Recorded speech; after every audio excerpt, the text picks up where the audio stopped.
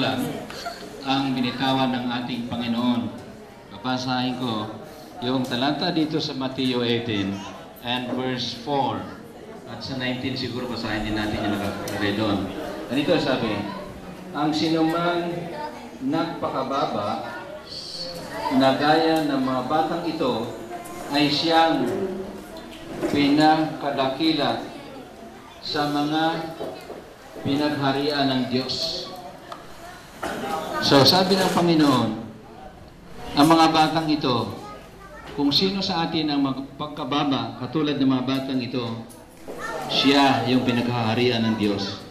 Chapter 19, at inulit ito ng ating Panginoon.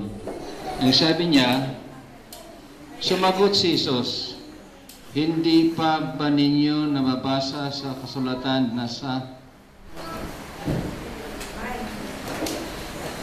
hindi yun ang gusto kong basahin.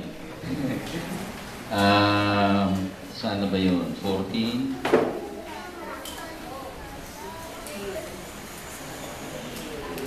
Ito. Okay, ito.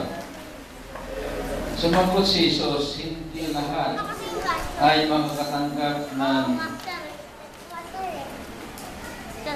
simulaing yan, kundi yakon lamang pinagkalooban ng Diyos. At patuloy ito at kulihin dito sa sunod na 19 verse 18 yata. No? Pero ganoon din ang yung tukoy noon na tungkol sa mga bata, nagayahin natin yung mga bata, kung hindi tayo makapasok sa karya ng langit.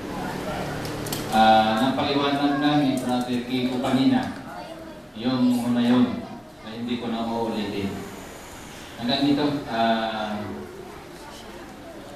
muli, nagpapasalamat ako sa mga magulang, sa mga teachers.